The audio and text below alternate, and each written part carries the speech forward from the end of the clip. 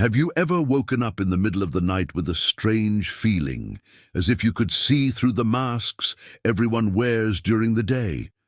As if you could suddenly see the lies whispered in every polite conversation, the loneliness disguised by forced smiles, the despair hidden behind every happy post on social media. There is a special kind of suffering reserved for those who develop this keen insight into reality. It's as if you were the only one awake in a city full of sleepwalkers, watching people walk toward the precipice while chatting happily about the weather. Franz Kafka knew this curse of excessive perception intimately. He knew that the more clearly we see the truth about the world and ourselves, the more we isolate ourselves in an invisible tower of painful lucidity. The man who sees too much carries a burden that no one can understand. The impossibility of returning to sweet ignorance, the inability to pretend not to see what he sees, and above all, the devastating discovery that this clarity does not bring liberation, but rather a loneliness so deep that it corrodes the soul like acid. If you recognize yourself in these words, if you feel that your sensitivity is both a gift and a curse, then you are not alone on this journey of painful awakening.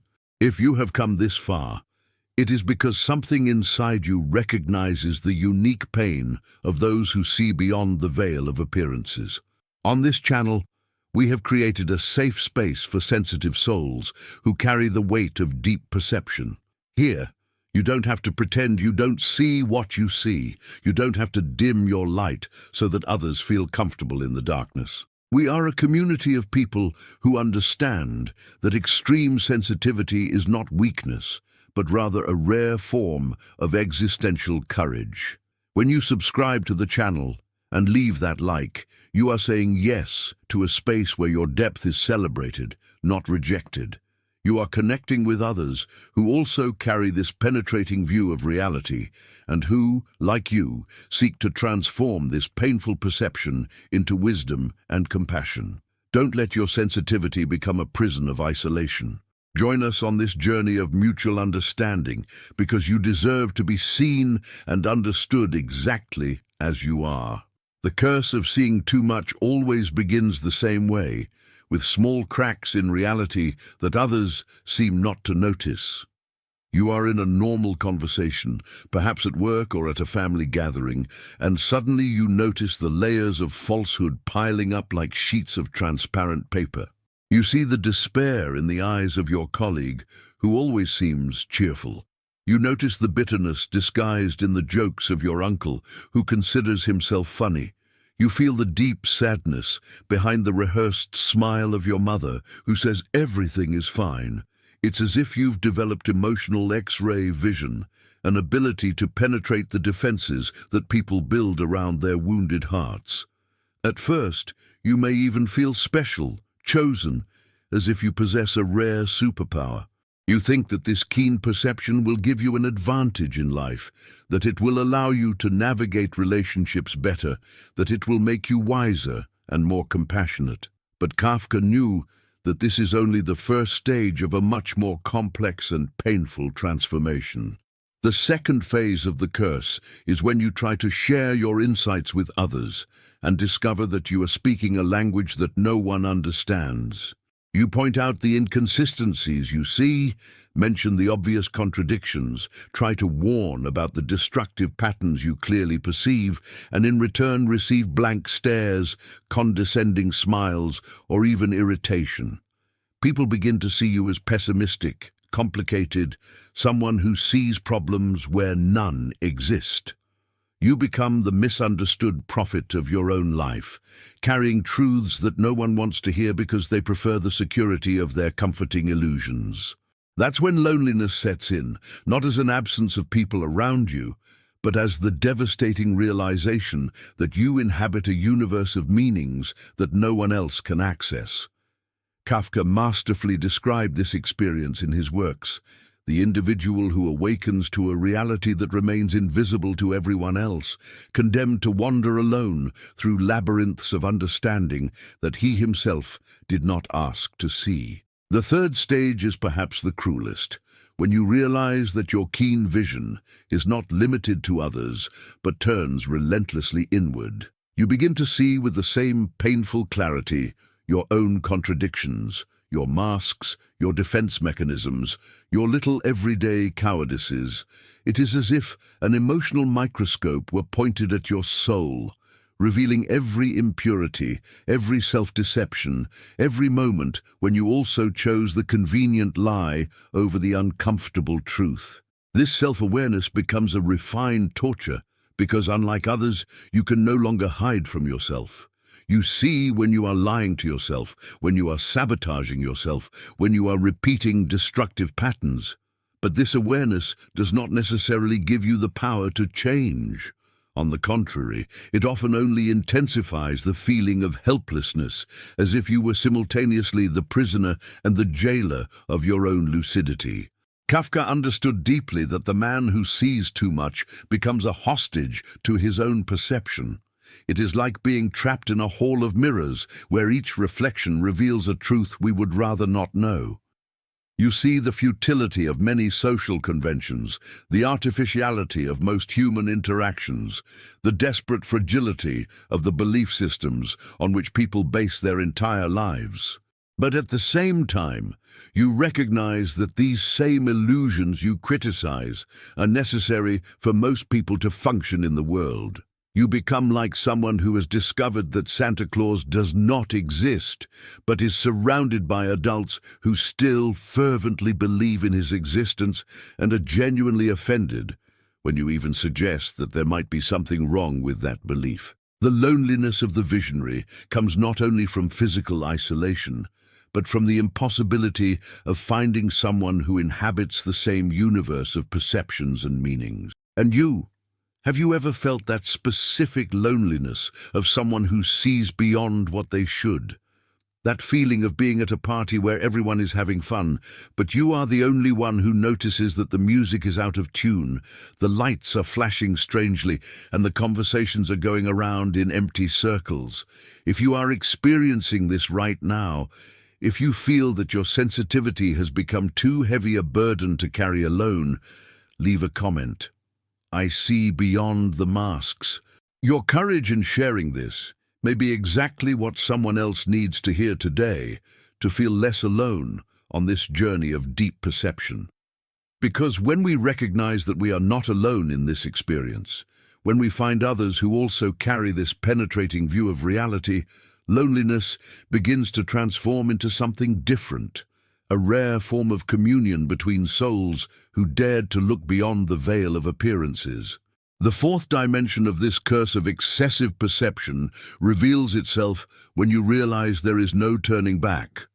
Once your eyes are opened to certain truths about human nature, about the underlying structure of reality, about the unconscious games we all play, there is no button to turn off this vision. It's like trying to unlearn how to read. Once you acquire that ability, it becomes a permanent part of who you are. Kafka experienced this impossibility of returning to innocence as an existential condemnation. You can try to distract yourself, you can seek superficial entertainment, you can even pretend for a while that you don't see what you see, but inevitably, reality penetrates through these temporary distractions like water through a sieve. The man who sees too much is caught between two worlds, the world of appearances, where everyone else seems to live comfortably, and the world of naked truths, where he dwells alone. Neither world offers a complete home. This keen perception acts like a lens that can no longer be removed from your eyes. You see how people construct fabricated identities to impress others who are also pretending to be someone they are not. You observe the power games disguised as cordiality, the emotional manipulations masked as care, the deep fears hidden behind displayed arrogance. You realize how our entire society functions based on tacit agreements of collective pretense, where everyone silently agrees not to question certain fundamental lies because it would make life unbearably complex. It's like discovering that you live in a theater where everyone else is an actor playing a role, but you've lost the script and can no longer distinguish between the character and the real person behind the mask. This realization becomes especially painful in intimate relationships, where you see with devastating clarity patterns of behavior that your loved ones don't even suspect they have. The fifth layer of this curse is the existential paralysis that often accompanies overly clear vision. When you see all the threads that weave the tapestry of human illusion, when you can predict with frightening accuracy how certain situations will unfold based on the patterns you observe, when you realize that much of human drama is simply the unconscious repetition of old emotional scripts, you may feel like a spectator of your own life. Kafka described this experience as the feeling of being simultaneously inside and outside of existence, participating in human life but never fully integrated into it. You become like an anthropologist studying a strange tribe, even when that tribe includes yourself. This observational distance, while providing deep insights, also creates a subtle but persistent barrier between you and the direct, spontaneous and unconscious experience that seems to nourish other human beings. The central paradox of seeing too much is that the more you understand about the nature of human reality, the less you feel able to participate in it authentically. It's like knowing all the tricks of a magician. You can admire the technical skill, but you can never again lose yourself in the magic of the show. You see the strings that move the puppets, the mirrors that create the illusions, the mechanisms behind the everyday miracles that keep other people fascinated and engaged with life. This technical understanding of human existence can become a prison of lucidity, where you are trapped between the impossibility of returning to unconsciousness and the difficulty of finding meaning in a reality whose tricks you know intimately. Kafka intuited that this is the specific curse of the artist, the philosopher, the mystic, to see so much that vision itself becomes an obstacle to full participation in the common human experience. The sixth manifestation of this condition is what we might call perceptual fatigue, constantly processing multiple layers of meaning, picking up on emotional nuances that others don't even notice, always deciphering the subtexts of human interactions. All of this requires enormous psychic energy. It's like having a mental processor that never rests, always analyzing, always interpreting, always seeing beyond the surface of things. Over time, this perceptual overload can lead to a specific kind of exhaustion, not just physical tiredness, but a deep existential exhaustion.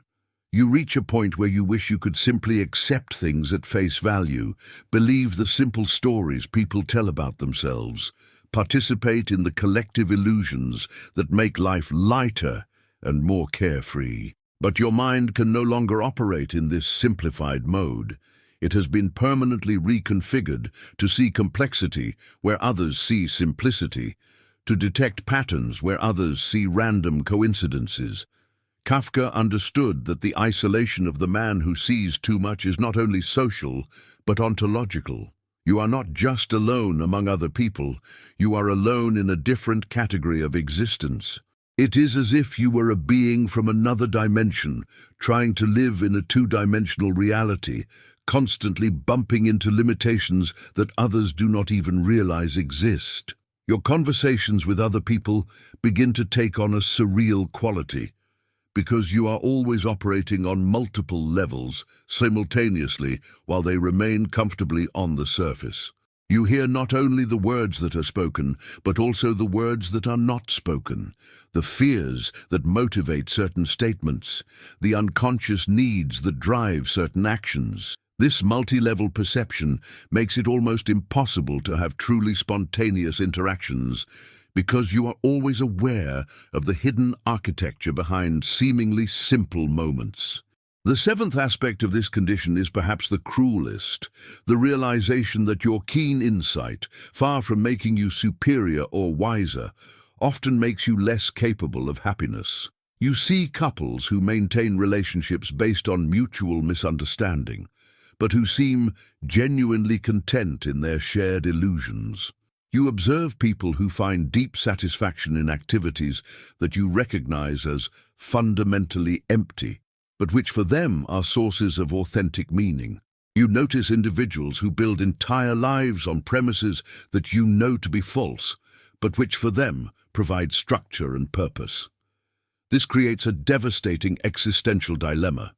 If a clear perception of reality makes life more difficult and less satisfying, then is that perception really a gift or is it a curse? Kafka struggled with this question his entire life, never finding a definitive answer, only learning to live with the fundamental ambiguity of his condition. The eighth dimension is the painful awareness that you cannot save anyone from their illusions, even when you see clearly how those illusions are causing suffering. You watch friends repeating destructive patterns, relatives stuck in toxic relationships, colleagues sabotaging their own chances for happiness, and you see exactly what is happening and why it is happening. But when you try to share your perceptions, when you offer insights that could genuinely help, you often encounter resistance, denial, or even hostility. People prefer their familiar sufferings to liberating but uncomfortable truths. You become like a doctor who can diagnose the disease but whose patients refuse treatment because they prefer the familiarity of their symptoms to the uncertainty of a cure. This powerlessness to help others, despite clearly seeing how to help them, adds a layer of existential frustration to your loneliness. Kafka realized that the man who sees too much eventually reaches an existential crossroads. He can desperately try to reconnect with the world of appearances, forcing himself to pretend he doesn't see what he sees, or he can accept his condition and find ways to transform his keen perception into something constructive. The first option rarely works in the long run because it is impossible to unknow what you already know. Denying one's own perception creates an internal fragmentation that is even more painful than the original loneliness. The second option, although more honest, requires extraordinary existential courage, the willingness to inhabit a reality that few others can see or understand. This means learning to find companionship in one's own solitude, to extract meaning from one's own condition of being on the margins of common human experience, to transform the curse of excessive perception into a unique form of wisdom. The ninth layer of this experience involves developing a complex relationship with your own sensitivity. On the one hand, you recognize that your ability to see beyond surfaces is genuinely valuable. It allows you to understand aspects of the human condition that remain hidden to others, offers insights into the nature of reality that can be deeply meaningful, and connects you with dimensions of existence that are rich in beauty and truth, even when they are painful. On the other hand, you also recognize that this same sensitivity is the source of much of your suffering, that it isolates you from the simple pleasures that nourish other people, that it makes you unable to accept easy answers to complex existential questions. This ambivalence toward your own nature creates a constant internal tension. You can neither be grateful for your keen perception nor completely regret having developed it. The 10th aspect is the gradual discovery that there are others like you, others who also carry this curse of excessive perception, but that they are rare and often difficult to find. When you finally connect with someone who shares your penetrating view of reality, the experience can be simultaneously liberating and frightening. Liberating because you finally find someone who speaks your existential language, who understands your references, who does not consider your perceptions to be pessimism or neurosis. Frightening because this connection also reveals the true depth of your previous isolation. You realize how alone you were only when you find someone who can genuinely accompany you in your explorations of hidden reality. These rare encounters are precious, but also too intense to be easily sustained. Two people who see too much can create between them a field of perception so concentrated that it becomes almost unbearable. Kafka intuited that the loneliness of the visionary is not simply a condition to be cured, but an existential position that has its own dignity and purpose. The man who sees too much serves as a kind of emotional thermometer for society, detecting imbalances and inconsistencies that others do not perceive. His extreme sensitivity acts as an early warning system for problems that will eventually manifest themselves in ways that even the least perceptive will notice. In a sense, he pays the price of loneliness to maintain a crucial function in the social fabric, that of impartial observer, witness to the truth, guardian of complexity in a culture that often seeks dangerous simplifications. This perspective does not eliminate the suffering inherent in the condition, but it offers a framework of meaning within which that suffering can be understood as having value and purpose. The final transformation in the journey of the man who sees too much is not the elimination of his keen perception or the cure for his existential loneliness, but the gradual alchemy of these experiences into wisdom and compassion. When you fully accept that your way of seeing the world is fundamentally different from most people's, when you stop fighting your own nature and stop trying to force others to see what you see, something interesting happens. Your keen perception becomes less of a burden and more of a tool. Your loneliness transforms from bitter isolation into fertile solitude. You learn to find beauty in the nuances that only you can perceive, to extract meaning from the complexities that others find too disturbing to contemplate. You develop a form of love for humanity that includes both its illusions and its truths, a compassion that embraces both comforting unconsciousness and painful awareness. Kafka taught us that true existential maturity, for the man who sees too much, does not come from trying to become like others, but from learning to inhabit his own condition with grace. This means recognizing that your keen perception is both a gift and a burden, that your loneliness is both a price and a privilege, that your extreme sensitivity is a rare form of participation in the human experience, even when it seems to separate you from it. You learn to honor your own vision without despising the blindness of others, to value your depth without diminishing the lightness of others, to find companionship in your own uniqueness without feeling superior or inferior to those who live differently. The ultimate wisdom that emerges from this journey is paradoxical. You discover that your greatest loneliness can become your deepest connection to the essence of the human condition. By fully accepting your position on the margins of common experience, you develop a unique perspective on what it means to be human. Your penetrating insight, which initially seemed to separate you from others, eventually becomes a bridge to a deeper understanding of the universal nature of suffering, of the search, of the need for meaning that we all share.